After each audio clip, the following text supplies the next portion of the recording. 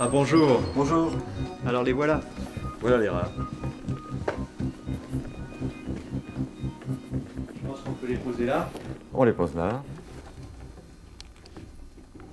On a installé le dispositif de votre expérience au Oui. mieux. Ben, ça me semble parfait. Peut-être pour l'explorer, on peut mettre tout de suite les rats dedans. Je ne sais pas si c'est possible. On essaye. J'espère qu'ils n'ont pas été trop perturbés par le voyage. Oh, j'espère que non, dans quelques minutes ça ira mieux.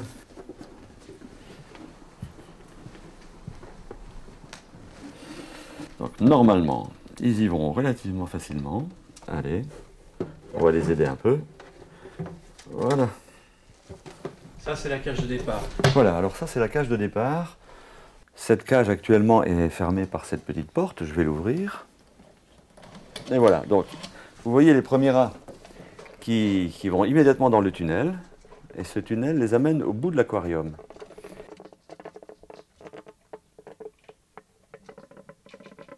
Donc ils arrivent au bout. Voilà. Bon, il n'a pas trouvé les croquettes pour l'instant. Il faut quand même reconnaître qu'ils sont en train d'explorer. Ah ben voilà, celui-là s'est levé, il a trouvé la mangeoire, il a attrapé une croquette. Donc immédiatement il revient. Ah, il est tombé sur les... il a croisé les autres. Donc voilà. Il remonte dans le tunnel et il va aller se manger sa croquette tranquillement dans un coin. Donc là, ils sont en train d'apprendre. Oh ben là, ils sont en train de mémoriser l'aspect spatial de l'aquarium. Il faut dire que le rat est un animal extrêmement doué sur le plan spatial. Hein. Dans la nature, il a un territoire qui s'étend sur des centaines de mètres généralement et dont il mémorise absolument tous les détails. Donc c'est pas un problème pour lui. Voilà. Alors, est-ce qu'il non, à part celui-là, qui n'a encore pas trouvé la solution, mais qui va pas tarder à mon avis, voilà.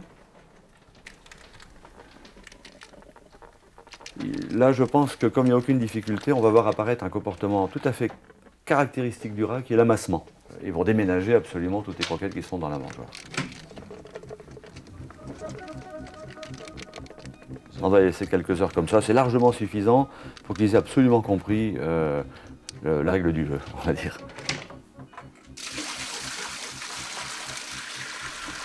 Donc là, on prépare la deuxième phase de l'expérience. Voilà, là je viens de mettre un peu d'eau dans le fond de l'aquarium. Les rats, comme ils ne sont pas habitués encore à ce nouveau milieu, vont être un petit peu déroutés au début. Bon, on va voir comment ils réagissent déjà.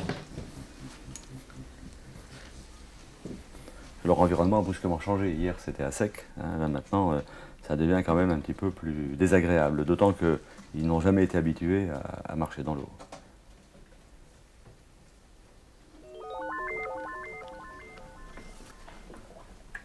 On dirait qu'ils marchent sur la pointe des pieds. Ouais, ouais.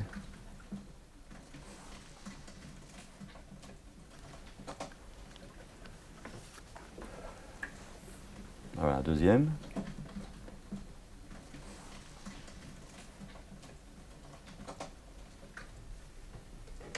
Et voilà, ça y est, là ils ont trouvé la nourriture. Hein, comme on le disait tout à l'heure, ils repartent dans la cage pour manger.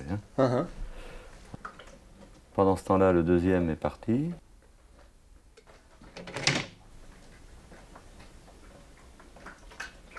Voilà, une bagarre, et là, celui qui est allé chercher la nourriture l'a perdu. Hein.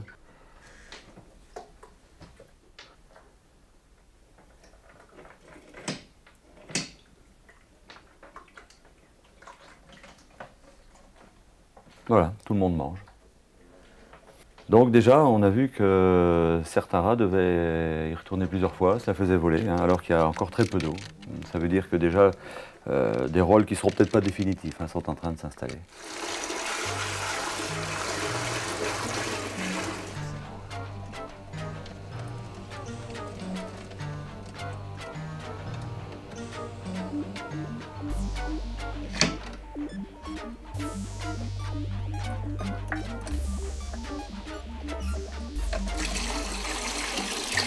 Alors là, l'idée, c'est de les obliger à nager, c'est ça? Voilà, exactement. Là, le niveau est tel qu'ils vont être à la limite de perdre pied.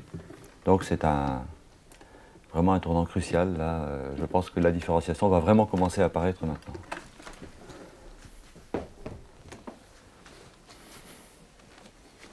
Voilà. Ah, ils nagent. Là, ils nagent. Alors c'est encore très maladroit, hein. C'est la première fois de leur vie qu'ils nagent.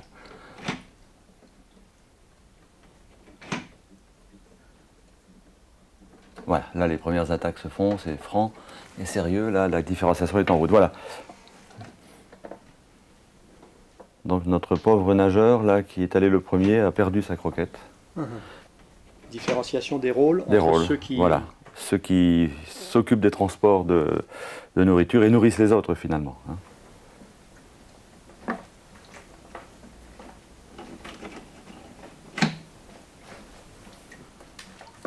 Voilà, il y a même une attaque en plein milieu de l'eau, là.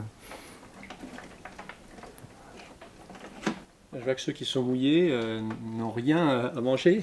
Non, en fait, ceux qui sont les plus mouillés sont ceux qui s'occupent des transports, mais comme on leur vole leur nourriture, finalement ils ne pourront manger et ils ne pourront recueillir le fruit de leur travail en quelque sorte que lorsqu'ils auront nourri tous les autres.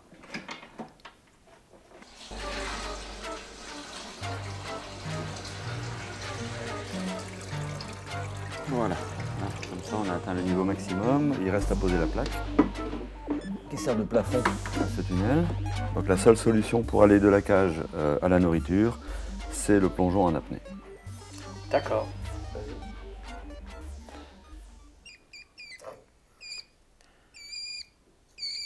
Avant de les envoyer dans le tunnel immergé, vous les marquez, c'est ça? Voilà, alors maintenant on va donner une identité à chaque rat afin de vraiment pouvoir les repérer. Voilà un rat qui est marqué à l'épaule gauche, ça sera notre numéro 1. Le numéro 2 est marqué à l'épaule droite, le numéro 3 à la hanche droite, le numéro 4 à la hanche gauche, le numéro 5 au cou et le numéro 6 au bas du dos. Lorsqu'ils seront dans l'aquarium, à chaque fois qu'un rat fera un transport de nourriture, je mettrai une croix ici dans la ligne et comme ça on va voir si oui ou non tous les rats font la même chose ou s'il y a une répartition du travail entre les individus. Donc là, l'hésitation est quand même assez franche, hein, puisque là, le niveau est maximum.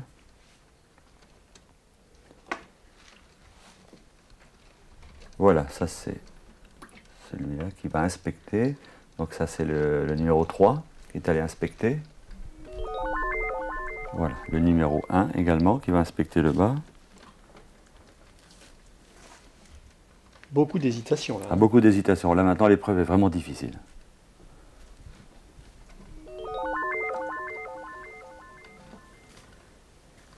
Ça c'est le 4. Voilà, le 3. Ah non, le 3. C'est le 3 qui vient de faire une exploration. Il a été plus loin. Hein. Il est allé plus loin. Ils savent que la nourriture est à l'autre bout.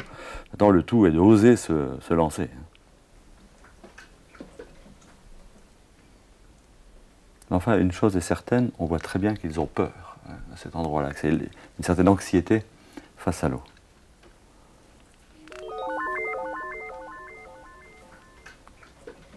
Voilà, le numéro 2, le premier. Il prend sa croquette et là, naturellement, j'ai peur qu'il se fasse accueillir sévèrement à l'arrivée. Pour l'instant, il passe parce qu'ils ne se sont pas aperçus.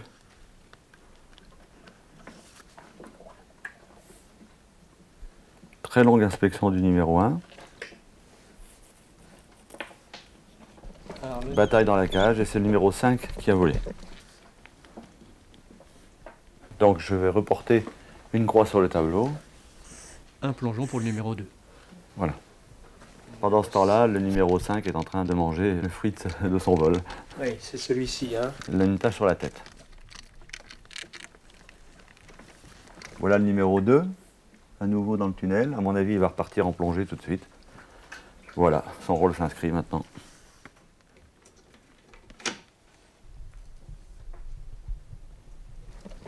Il se la fait prendre. Je lui rajoute une croix. Donc le numéro 2 a plongé 2 fois. 2 fois pour l'instant, il n'a toujours pas mangé.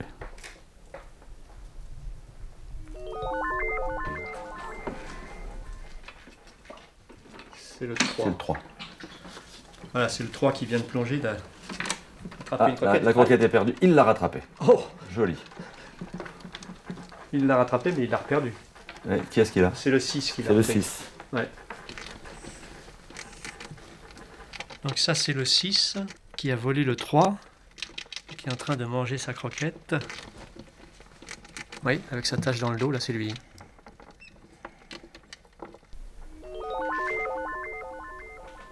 Le 1 va y aller.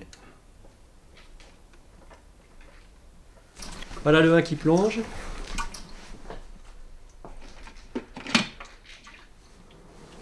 Et qui revient. Oh là! Une bagarre assez violente avec le 6. Ouais, bien, bien, bien.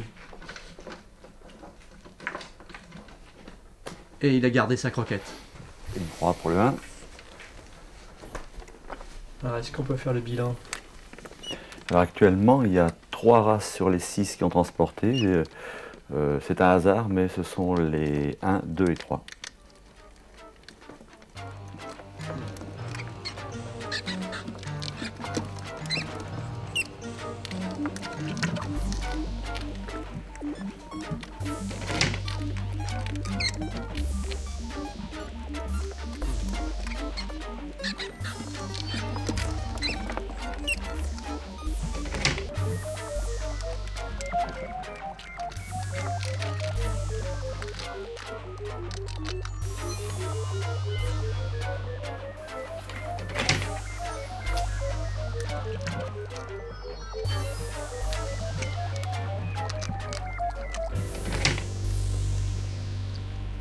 Voilà, le 2 qui revient.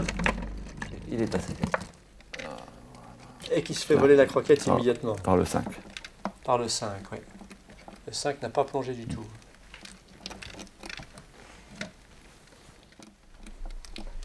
Bon, j'ai l'impression que c'est calme, là ils sont tous en train de manger. On peut peut-être faire le bilan de nos croix.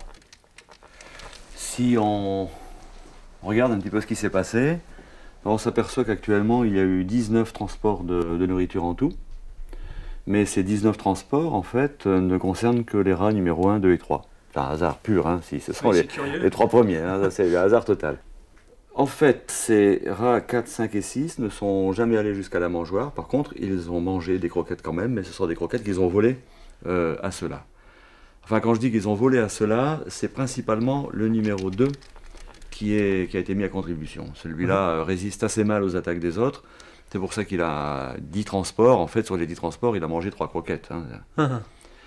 Le numéro 1, par contre, ferait plutôt partie de la catégorie des autonomes. C'est le nom que vous leur donnez, alors autonome, à ceux qui arrivent à conserver leurs croquettes. Ils sont autonomes dans le groupe, puisqu'ils arrivent à plonger et à transporter leur nourriture. Donc, en gros, ils vivent du fruit de leur travail, disons ça comme ça. Alors que le ravitailleur, lui... c'est-à-dire le 2 et le 3. Le 2 et le 3, ces rats-là doivent d'abord nourrir les autres pour que ces rats qui leur ont volé la nourriture les laissent tranquilles. Concrètement, quand le 4, 5 et 6 ont leurs croquettes, sont en train de manger, le 2 et le 3 arrivent à manger. Ils font un dernier transport, mais cette fois c'est pour eux. Voilà.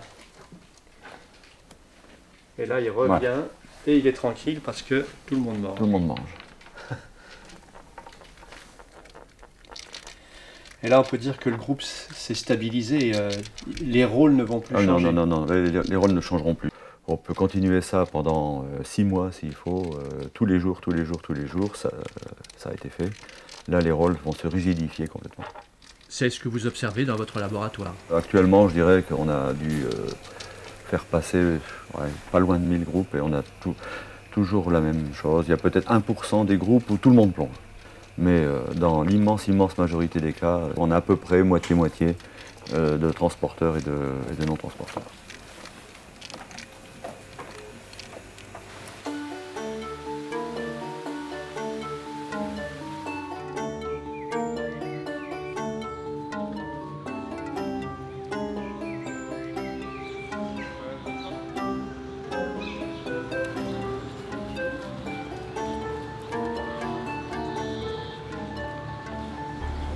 Alors Didier, on se retrouve là avec des étudiants en biologie que vous connaissez bien, qui étudient souvent dans votre laboratoire.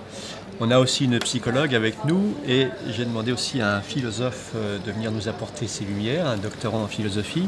Alors je ne sais pas, peut-être on peut faire un premier tour de table. Tout le monde connaît l'expérience des rats plongeurs. Peut-être vous pouvez nous donner vos impressions ou vos questions sur cette expérience? La première chose qui me viendra à l'esprit, ce serait de savoir comment l'interpréter en fait. Comment on pourrait expliquer et comprendre la répartition des rôles qu'on a constaté, qui revient très régulièrement, et où on a à chaque fois 3 transporteurs et 3 non-transporteurs. Pour comprendre, je pense qu'on peut déjà établir des hypothèses. Et forcément, ces hypothèses-là, il faudra les tester à un moment ou à un autre avec diverses expériences. Moi, je me demande quels mots on peut mettre sur les comportements des uns et des autres. Est-ce qu'on peut parler de dominance, de stress, d'inhibition? D'autres réactions? Le philosophe peut-être? Moi, ça me fait penser à un courant en vogue au 19e siècle, le darwinisme social. C'est quoi le darwinisme social? Le Darwin explique que la nature sélectionne les espèces animales ou végétales les mieux adaptées à leur environnement et les autres sont destinés à disparaître. En fait, Darwin, au moment où il écrit, se développe le capitalisme et puis les guerres coloniales. Et certains auteurs comme Spencer en Angleterre ou Haeckel en Allemagne, ils ont tenté une application à l'espèce humaine de la sélection naturelle, afin de justifier des phénomènes comme le colonialisme, mais aussi l'eugénisme, ou encore, de manière plus générale, l'exploitation de l'homme par l'homme. Je reviens au biologiste. Tout à l'heure, vous parliez d'hypothèses à tester. Quelle hypothèse, par exemple? On pourrait déjà se poser la question de savoir si tous les rats sont égaux par rapport à la nage, savoir s'il y en a certains qui ne sont pas handicapés par rapport à l'eau, un handicap moteur ou sensoriel, par exemple. Oui, ça c'est la première idée qui nous a traversé l'esprit. Eh bien sûr, on a pensé que certains rats pourraient tout simplement ne pas savoir nager, ou avoir des difficultés. Et pour répondre à ça, on a monté une série d'expériences dans lesquelles on a entraîné des rats naïfs au départ, seuls dans le dispositif. Là, la réponse est tombée très claire, très nette. 100% des rats savent nager, transporter la nourriture. Donc ce n'est pas une question de handicap. Je ne peux pas m'empêcher de penser que le stress doit jouer un rôle dans tout ça, notamment dans le fait de plonger, par exemple, le stress que les rats peuvent ressentir. Ça aussi, on l'a vérifié expérimentalement. On a pris des rats naïfs, des groupes de 6 à nouveau, et on a traité avec une molécule anxiolytique assez puissante, un tranquillisant comme on dit, la moitié des rats dans chaque cage pendant toute la montée de l'eau. Et là aussi, le résultat était très clair. Chez les rats qui ont été traités, ils sont presque tous devenus transporteurs. Et d'ailleurs, réciproquement, ceux qui n'ont pas été traités sont également devenus presque tous non-transporteurs. Autrement dit, on a modifié le comportement de certains rats en les traitant, mais on a en même temps modifié le comportement des autres qu'on n'avait pas traités. Ce qui montre bien qu'on est dans l'interaction sociale, là, clairement. Donc si je comprends bien, ceux qui ne plongent pas sont les plus anxieux en fait. Oui, c'est exactement ça. Ce sont bien les plus anxieux qui ne plongent pas. Mais il reste néanmoins que si on met 6 rats dans la cage, en général, il y en a la moitié qui plonge et puis l'autre moitié qui ne plonge pas. On a un petit peu l'impression, dans la lignée du darwinisme social, qu'il y en a qui sont prédestinés à être exploités et d'autres prédestinés à les dominer. Alors est-ce qu'il y a une expérience qui permettrait de tester cette hypothèse-là? Vous avez des idées? Qu'est-ce qu'on pourrait faire comme expérience pour aller plus loin? On pourrait peut-être regrouper ensemble les transporteurs. Oui, donc en fait, tu veux dire mettre dans une même cage uniquement des plongeurs et faire la même chose pour les non-plongeurs. Oui, voilà. D'accord. Oui, alors en composant des groupes uniquement de transporteurs ou de non-transporteurs, en fait, on saura si les rôles sont définitivement bloqués ou si les rats sont capables de remettre ces rôles-là en question et donc de se redifférencier finalement. Cette expérience-là, vous l'avez faite? Nous l'avons faite.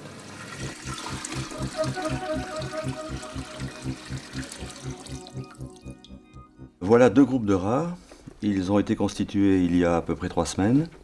Et donc voilà 3 semaines qu'ils se sont différenciés, chacun, dans le dispositif piscine.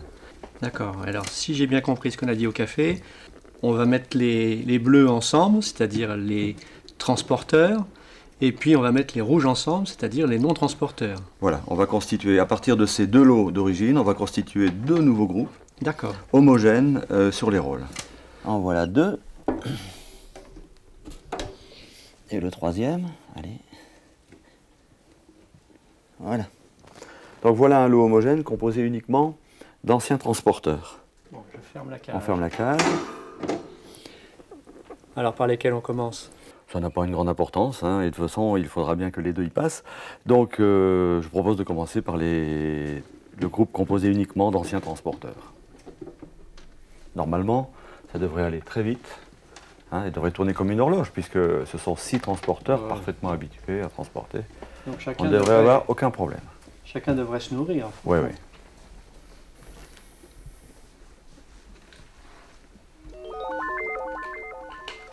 Voilà.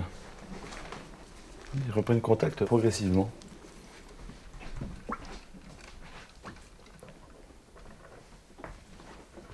C'est pas si facile que ça finalement. Voilà, premier transport. Alors attention, c'est maintenant. Alors voilà Ça qui va s'est devenir décidé. intéressant. Il passe, il passe.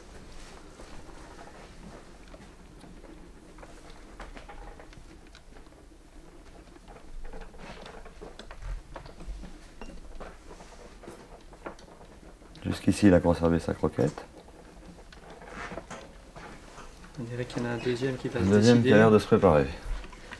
Voilà. Le deuxième aura fait son transport. Jusqu'ici, tout va bien. D'accord.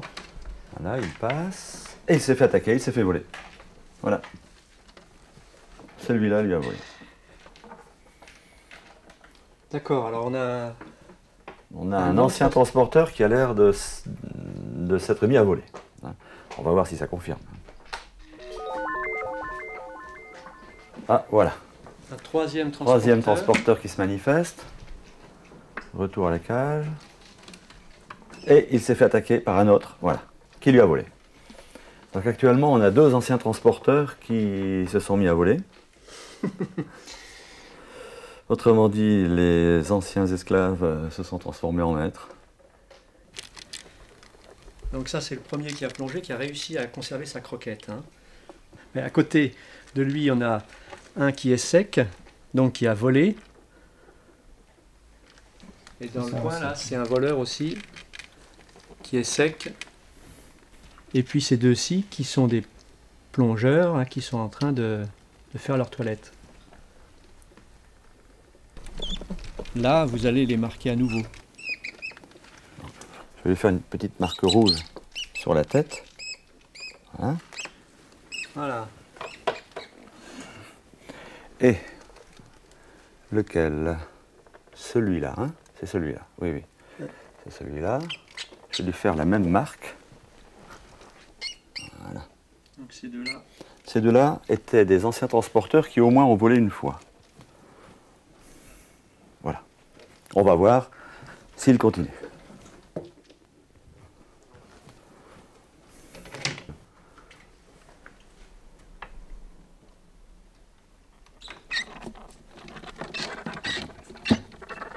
Tiens, voilà un deuxième, un rat qu'on n'avait pas détecté qui attaque aussi. Je le prends. Donc celui-là, selon vous, est en train de devenir un... Non transporteur également, oui, oui. Voilà. On dirait que le nouveau non-transporteur pousse le transporteur vers l'eau.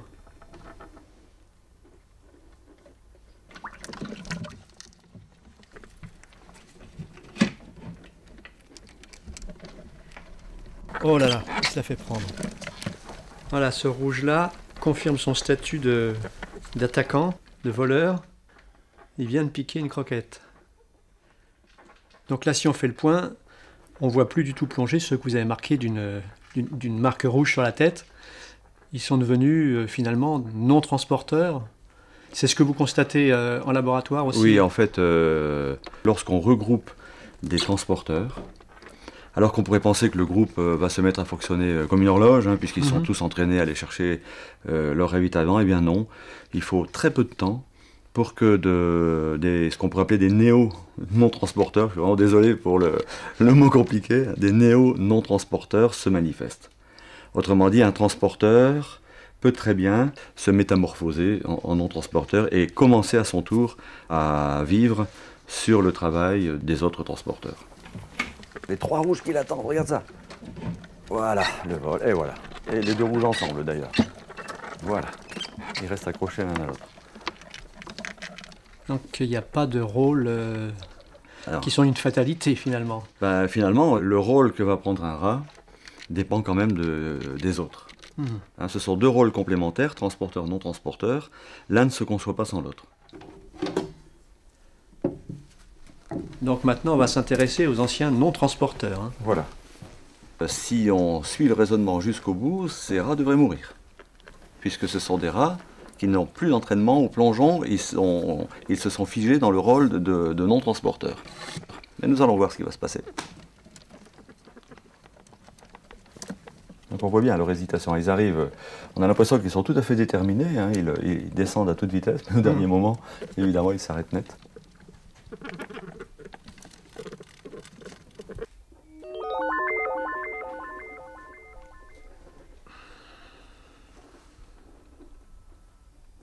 En fait, le non-transporteur, c'est pas tellement un rat qui a peur de l'eau, c'est un rat qui a peur de l'eau, mais surtout de se lâcher.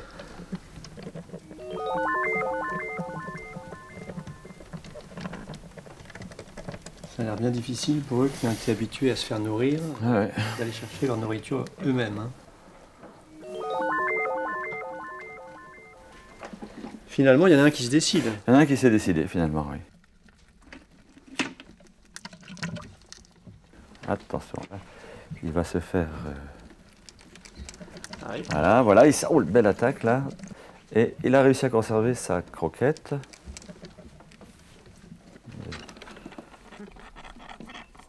Une seule croquette pour tous ces non-transporteurs, c'est pas beaucoup. Donc dans ce groupe qui est formé de rats qui étaient des non-transporteurs auparavant, après de longues hésitations, il y en a un seul qui s'est décidé à plonger. Voilà.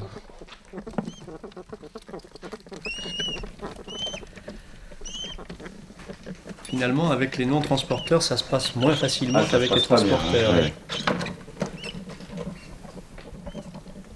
La bataille est rude.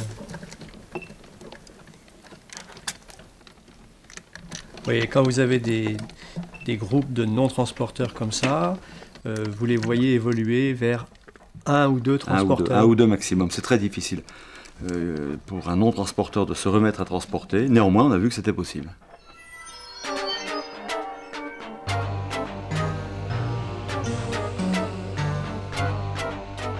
Donc là, avec ce qu'on vient de voir successivement avec les bleus puis avec les rouges, plus possible de donner des explications simplistes, de dire certains sont dominants, d'autres sont dominés. En tout cas, on ne peut pas affirmer, après ces deux dernières expériences, qu'un rat porte sur lui une espèce de sceau indélébile qui dirait « il est transporteur, il est non-transporteur ». Hein, puisque si ça avait été le cas, dans ce cas-là, dans un groupe ou dans un autre, un rat serait toujours demeuré transporteur ou non-transporteur. Donc là, en fait, on a affaire à un autre phénomène, c'est un phénomène de groupe. C'est manifestement un phénomène de nature sociale, hein, puisque selon le groupe dans lequel un rat est situé, son statut peut varier. Donc son statut dépend de son environnement social. Alors, est-ce qu'il y a une autre étape à cette expérience? Est-ce que vous nous réservez d'autres surprises? En cherchant un petit peu dans la littérature, on a trouvé un travail assez ancien qui consiste à utiliser le principe de la boîte de Skinner pour créer un problème au rat. D'accord, alors la boîte de Skinner, je crois qu'on a une petite animation qu'on peut aller voir en régie. Ça va nous permettre de bien la comprendre. Parfait, allons-y.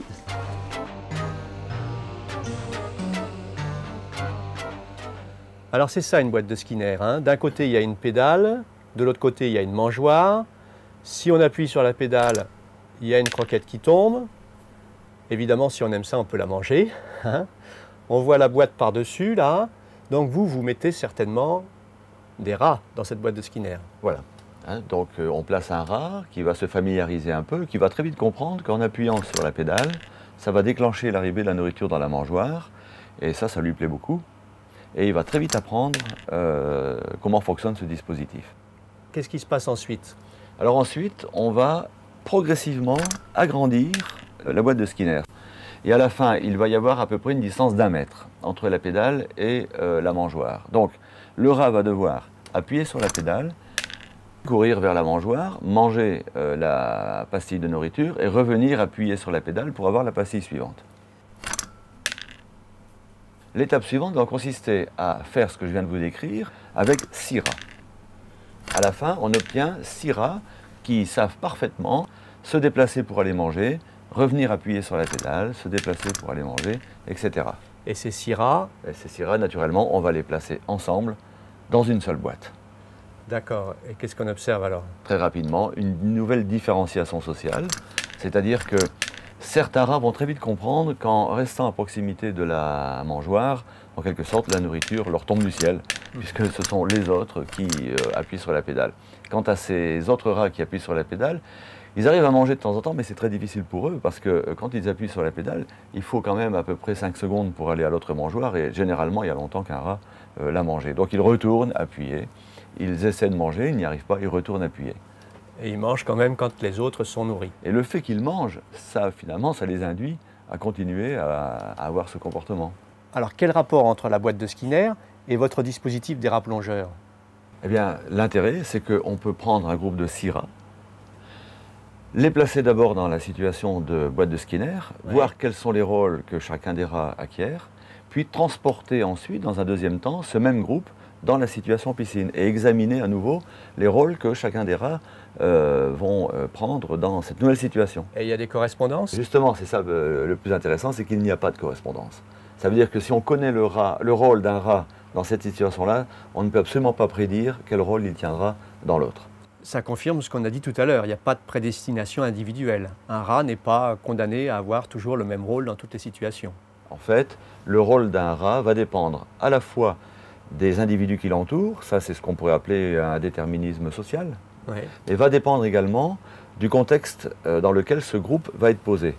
Plus précisément, il va dépendre de la nature du problème qui se pose au groupe pour obtenir sa nourriture. Moi, ce que j'aimerais savoir, c'est à quel moment elle se joue, cette répartition des rôles? Est-ce qu'il y a un moment clé? Il est probable que ça va dépendre, cette différenciation, des premiers contacts que les animaux vont avoir avec le problème et des premières interactions qui vont suivre l'installation dans la situation. Les premiers plongeons, les premiers combats? Ce sont les moments clés.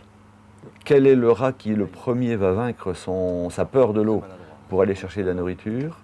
Et que va-t-il se passer lorsque ce rat va revenir dans la cage face à ses congénères qui ont faim? Est-ce qu'il va résister à leurs attaques? Est-ce qu'il va céder à leurs attaques? C'est ça qui va être déterminant pour la suite. On voit bien que ces comportements, qu'ils soient des comportements de ravitaillement ou des comportements de vol, vont se renforcer. Celui qui s'est fait voler la nourriture va être fondé à retourner.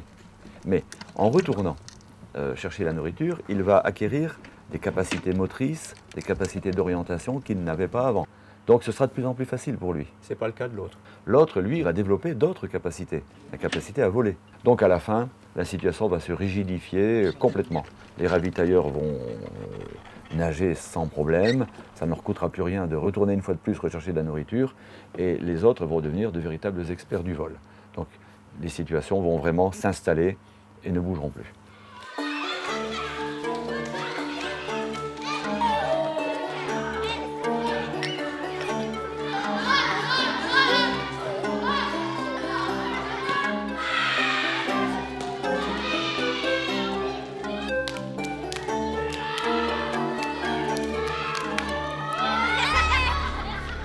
On a parlé des premières interactions entre les rats, là, en voyant l'expérience. Moi, ça m'a tout de suite donné envie, même si je sais bien qu'on ne peut pas faire du tout de rapport trop simpliste entre les rats et les humains, d'aller dans une école et de parler avec une institutrice. Parce que c'est évidemment à l'école primaire, maternelle, qu'on a les premières interactions avec les autres êtres humains.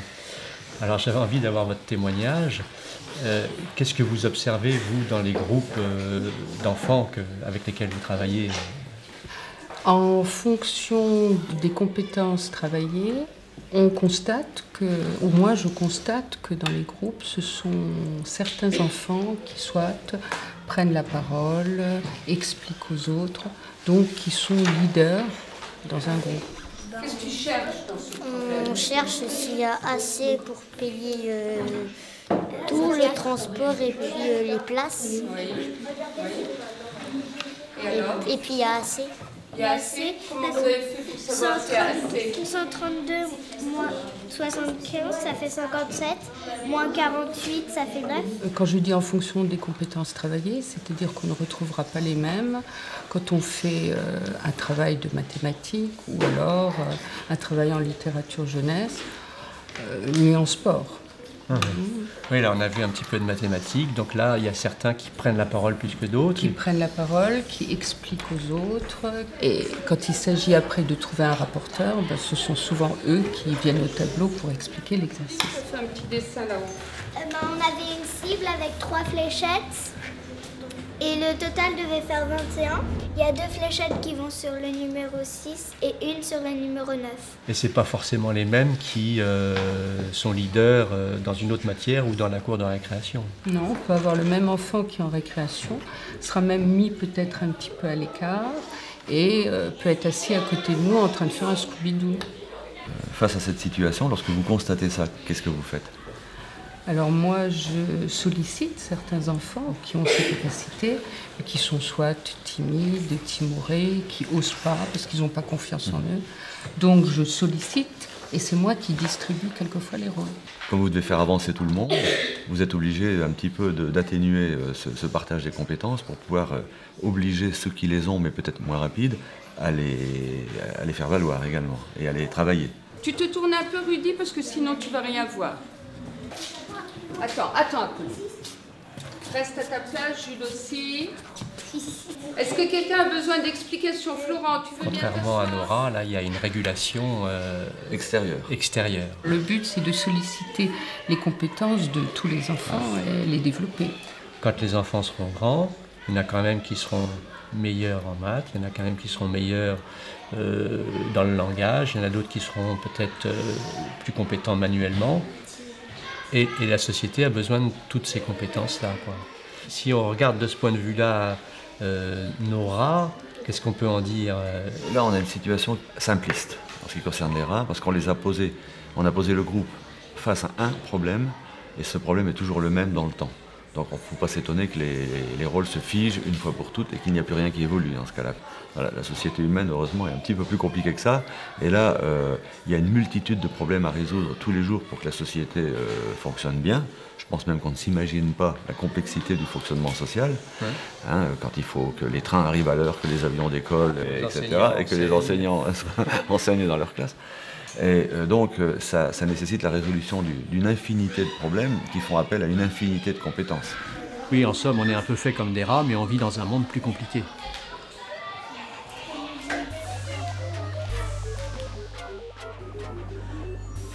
Il y a un premier rat qui plonge, il revient avec une croquette, et hop, bataille.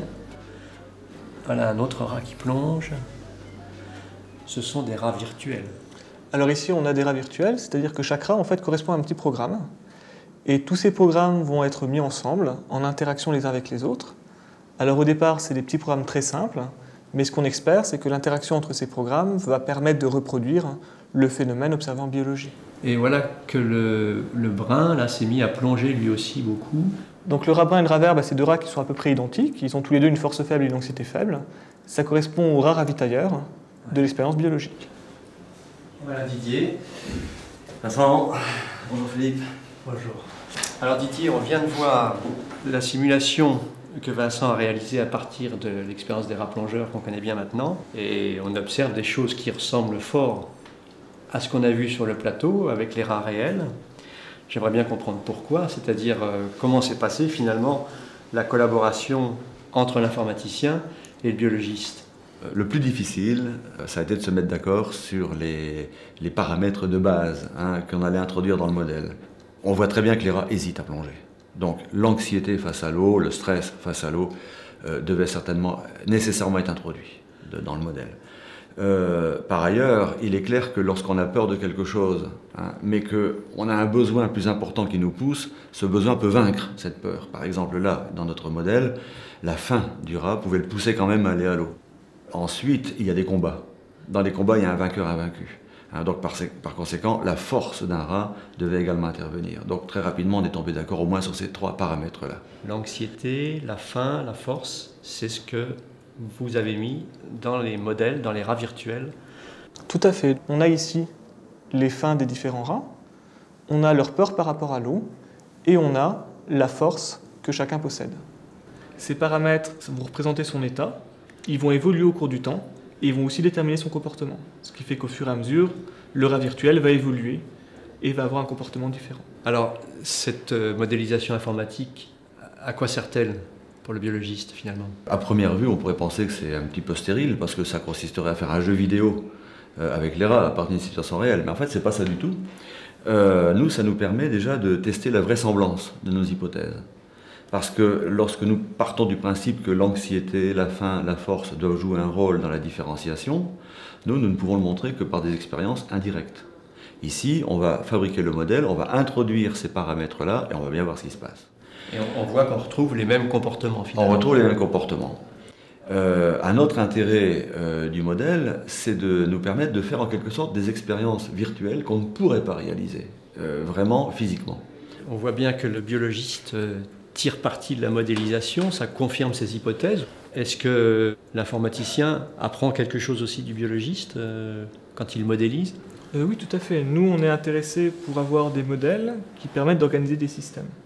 Par exemple, on va s'intéresser à des problèmes de robotique collective, où plusieurs robots doivent coopérer pour résoudre un problème, des problématiques de réseau, où l'information doit circuler entre différentes machines. Et malheureusement, à l'heure actuelle, en informatique, on est souvent confronté à un problème d'organisation, c'est-à-dire comment passer d'individus à un groupe qui est capable de résoudre collectivement ces problèmes-là. Pour ça, on va s'inspirer de la biologie. Et ce qui nous intéresse, c'est de voir la simulation comme un phénomène de collaboration, où par exemple, dans un groupe de robots, certains robots vont explorer, par exemple les ravitailleurs, pendant que d'autres restent en sécurité et peuvent faire d'autres tâches. Alors, est-ce qu'on peut dire que nos rats qu'on imaginait assez en compétition, là, finalement collaborent? Oui, on peut le voir sous cet angle-là également. Supposons que j'ai une certaine compétence qui me permet de me procurer de la nourriture dans le milieu, par exemple, ici, dans le cas de notre expérience, franchir un obstacle aquatique. Si je refuse de partager cette nourriture, les autres vont mourir. Je les condamne à mort. Mais maintenant, je peux avoir le comportement opposé, un comportement plus altruiste, j'accepte de partager. Et paradoxalement, en partageant et en leur sauvant la vie, je me sauve peut-être la vie. Parce que je vais sauver la vie d'individus qui ont peut-être dans leur tête, dans leur comportement, la solution à un problème qui ne s'est pas encore posé, mais qui se posera demain. Parce qu'ils ont d'autres compétences que je n'ai pas, comme par exemple me repérer dans l'espace, ou être fort au combat, ou encore repérer les prédateurs qui arrivent. Ou tout simplement faire du nombre et garder un groupe numériquement important, ce qui fait qu'il a de fortes chances de l'emporter dans la compétition entre les différents groupes. Donc c'est peut-être cultiver le paradoxe, mais en sauvant la vie d'autrui, je peux me sauver la vie, c'est un gage sur l'avenir en quelque sorte. Didier, vous savez que Jean-Marie Pelt parle de votre expérience des rats plongeurs dans son dernier livre? Oui, dans La raison du plus faible. Et effectivement, il m'avait téléphoné il y a quelque temps de ça, un petit peu avant la parution du livre, et nous avons eu un très très long entretien. Nous nous sommes aperçus à cette occasion-là que nos idées convergeaient sur un grand nombre de points.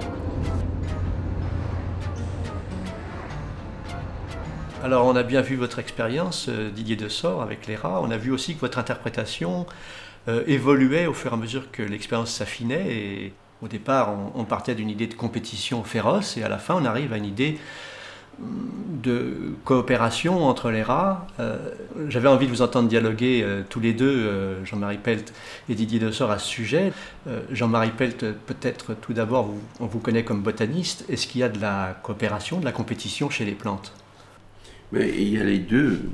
Ce qui m'a beaucoup frappé à travers ma vie scientifique, c'est que on était parti, disons, depuis ce qu'on a fait dire à Darwin et qui n'a pas forcément dit, sur l'idée que la vie était fondamentalement compétitive et que c'était la loi de la jungle.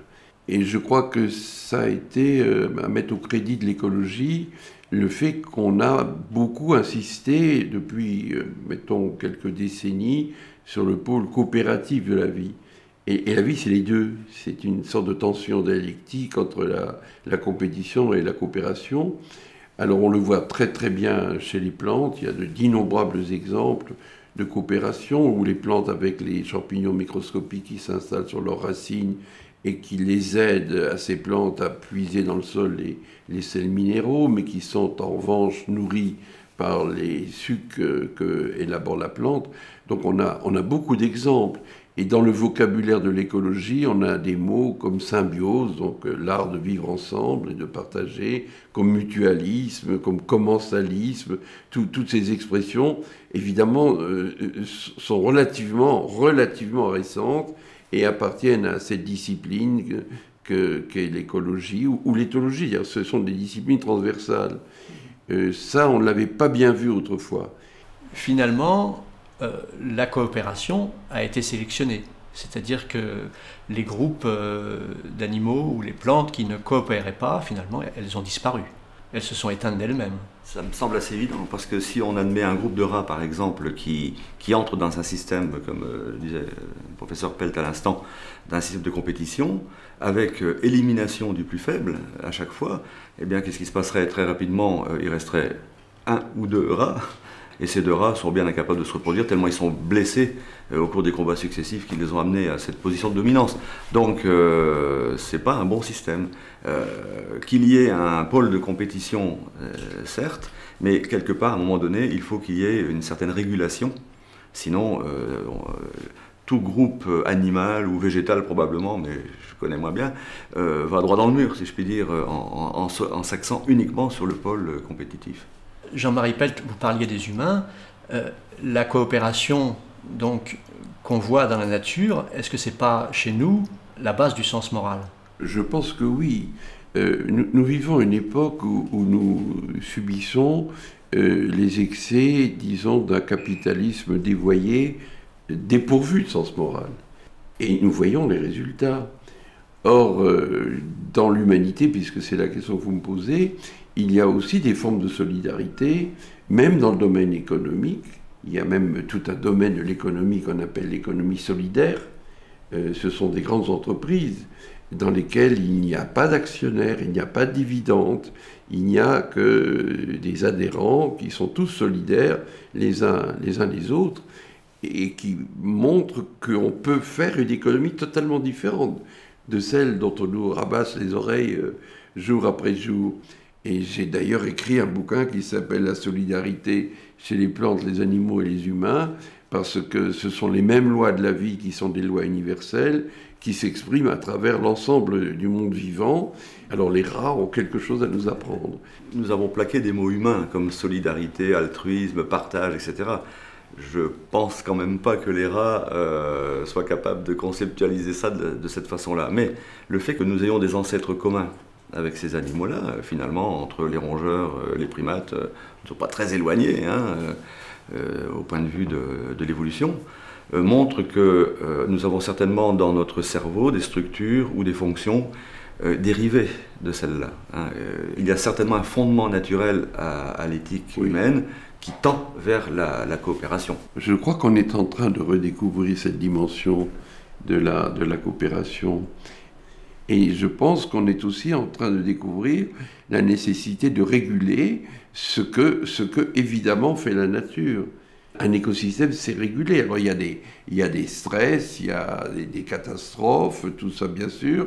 Mais si ça marche, c'est parce qu'il y a des équilibres internes extrêmement subtils, dont je ne suis pas sûr qu'on connaisse toutes les lois, sans doute pas, mais qui provoquent une régulation. Et le résultat, c'est que la nature, ça marche. Voilà. Et que la société devra apprendre aussi les régulations. Je vous rappelle qu'il y a quelques années, le maître mot, c'était déréguler et déréglementer. Donc nous sommes dans une période de transition qui, de ce point de vue, est à mes yeux très intéressante. Et peut-être qu'on peut rêver à un monde nouveau où ces valeurs éthiques et morales prendront le pas sur la loi de la jungle. Nous serons solidaires et capables de nous réguler, ou bien nous serons éliminés. Je pense en effet que nous pourrions être éliminés si nous étions, excusez-moi, des sales gosses. Qu'est-ce que vous faites là, Didier? J'ai l'impression que vous êtes en train de préparer un mauvais coup. Oui, alors oui. Vous avez donné un vrai festin de croquettes à des bleus, c'est-à-dire à des plongeurs. Oui. Je viens d'isoler dans la cage les 3 transporteurs du groupe qui tournaient tout à l'heure. Et je vais leur donner à manger à volonté, ce qui fait que les rats vont vraiment très bien se nourrir. Ouais. Ensuite, on va les mettre aux non-transporteurs qui, eux, sont toujours à jeun. Ouais. Et je vous rappelle que les non-transporteurs dépendent Des transporteurs. Et là, en les nourrissant avant, en quelque sorte, je viens de lancer un appel à la grève des transporteurs. Et on va voir ce qui va se passer. Ils n'auront plus faim et ils ne plongeront plus. Ils ne plongeront plus. Ils vont se mettre en grève. Et naturellement, on ouvre la porte.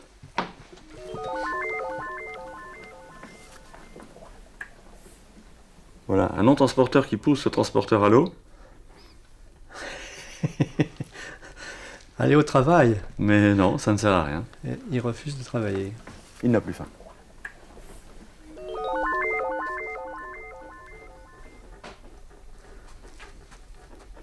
Voilà les 3 rouges dans le tunnel qui attendent en vain la nourriture. Et les 3 bleus dans la cage qui, franchement, sont bien tranquilles. C'est bien ce que je disais, vous leur avez joué un vilain tour. C'est tout un monde qui bascule. Cette fois, c'est eux qui sont faits comme des rats.